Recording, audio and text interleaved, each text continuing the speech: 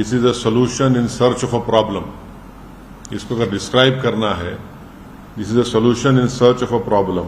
नरेंद्र मोदी का पूरा game plan यही है कि नेशनल पार्टीज रहें और दूसरे तमाम रीजनल पार्टीज, छोटे पार्टीज हमेशा के लिए खत्म हो जाएं। बीजेपी की आइडियोलॉजी आरएसएस की हमेशा ही रही है कि वो रीजनल पार्टीज को नहीं चाहते। हर थोड़े महीने के बाद इलेक्शन होना, ये भारत के गरीबों का फायदा है। इसमें जब कभी भी चुनाव होता है नरेंद्र मोदी पीछे हटते हैं, जनता के हित में कोई ना कोई फैसला लेना पड़ता है उनको। चाहे पेट्रोल की कीमतें कम हो जाती हैं, कुछ ना कुछ उनको किसानों को देना पड़ता है, तो ये इलेक्शन होना जरूरी है। अब होते कौन है टाइम खत्म करने वाले? एक लेजिस्लेचर होगा, विधानसभा, तो उसका टाइम होगा ना, टाइम पर चलेगा, वो अपने टाइम पर खत्म होगा। आप कौन होते उसका टाइम खत्म करने के लिए? अच्छा, बीच में अगर सरकार गिर गई, क्या करेंगे आप फिर? ये देखिए, कॉन्स्टिट्यूशन जो है ना, आप एडमिनिस्ट्रेशन को, कॉन्स्टिट्यूशन की जो स्कीम है, आप ये नहीं बोल सकते नहीं पैसे बचाने का। पैसे बचाना तो फिर कल कोई उठ के बोलेगा पुलिस को बंद कर दो, आईपीएस को, कोई बोलेगा कोर्ट में इतना पेंडिंग है। कन्वीनियंस के ऊपर ये सब नहीं करेंगे ना। कॉन्स्टिट्यूशन चलेगा तो कॉन्स्टिट्यूशन प्रिंसिपल्स के ऊपर चलेगा। ये जो कोविड कमेटी बनाई गई थी, उसके सामने भी मैं खुद गया था, जिसमें हमने इस वन नेशन वन इलेक्शन की मुखालिफत की। और हमारा मानना यह है कि this is a solution in search of a problem. इसको अगर डिस्क्राइब करना है, this is a solution in search of a problem. अब ये नहीं बताया जा रहा है कि ये करने की क्यों जरूरत पड़ रही है आपको। सरकार ये बोलती है कि आपके पॉलिसी पैरालिसिस होता है, कॉस्ट ऑफ एक्सचेकर को खर्चा होता है। पहले तो यह है कि मॉडल कोड ऑफ कंडक्ट किसी पॉलिसी मेकिंग को जो डेवलपमेंटल है और रूटीन इन नेचर है, उसको रोकता नहीं है, नंबर 1। दूसरी बात यह है कि इलेक्टोरल डेमोक्रेसी एक पिलर है हमारे भारत के पूरे कॉन्स्टिट्यूशन का।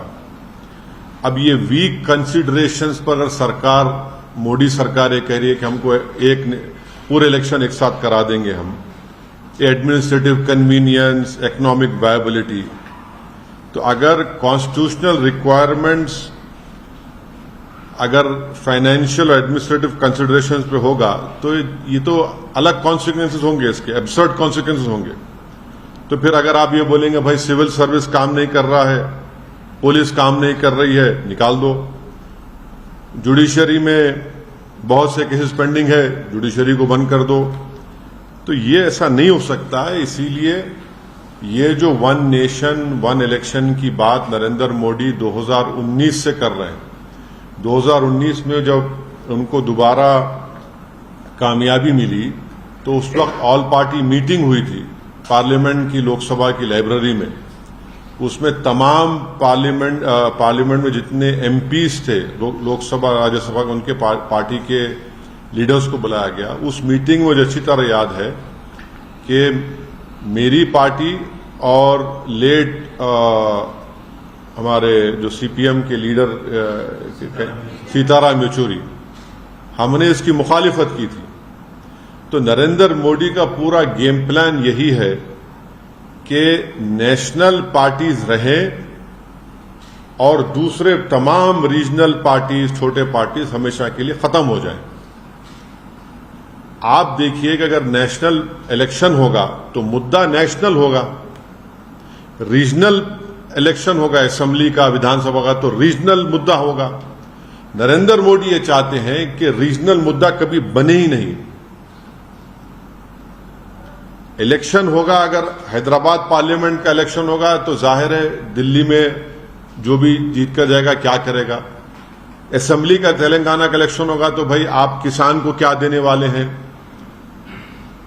हाँ, आप कितने सोशल वेलफेयर के स्कूल्स खोलने वाले हैं, आप हैदराबाद के डेवलपमेंट के लिए क्या करेंगे।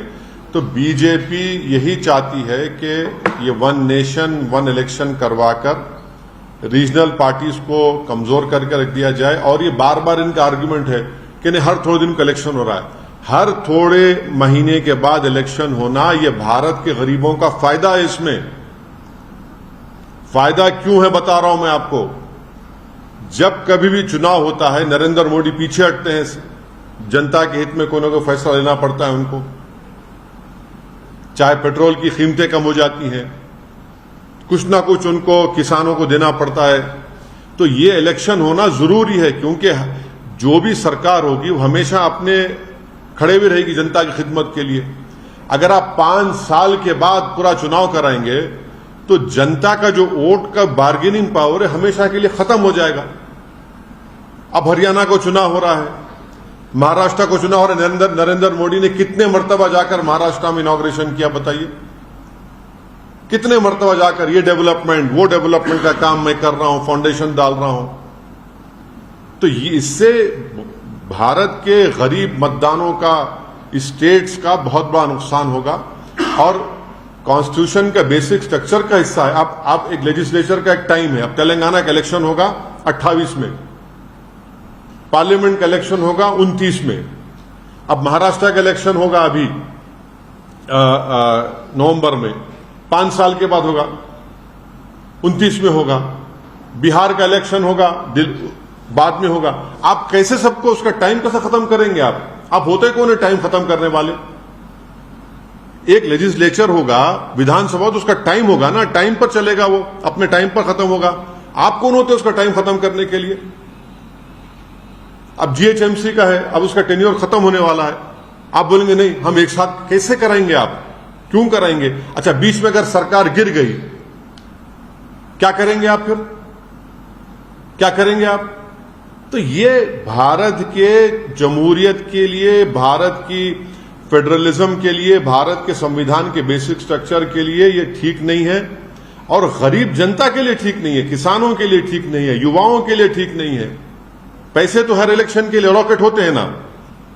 अब बिहार का या हरियाणा का हो रहा है, उसके लिए कश्मीर का हो रहा है तो पैसे अलॉट हो रहे हैं। महाराष्ट्र का होगा पैसे अलॉट होंगे, और फिर उसके बाद झारखंड का होगा पैसे अलॉट होंगे। तो ये नहीं, ये देखिए, कॉन्स्टिट्यूशन जो है ना, आप एडमिनिस्ट्रेशन को, कॉन्स्टिट्यूशन की जो स्कीम है, आप ये नहीं बोल सकते नहीं पैसे बचाने का। पैसे बचाने तो फिर कल कोई उठ के बोलेगा पुलिस को बंद कर दो, आईपीएस को, कोई बोलेगा कोर्ट में इतना पेंडिंग है।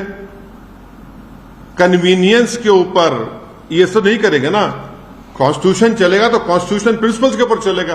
तो बेसिकली नरेंद्र मोदी सिर्फ, क्योंकि बीजेपी की आइडियोलॉजी आरएसएस की हमेशा ही रही है कि वो रीजनल पार्टीज को नहीं चाहते, इसीलिए वन नेशन वन इलेक्शन का एक मार रहे हैं तुग्गा। हम तो इसकी मुखालिफत किए हैं और मुखालिफत करेंगे, अपोज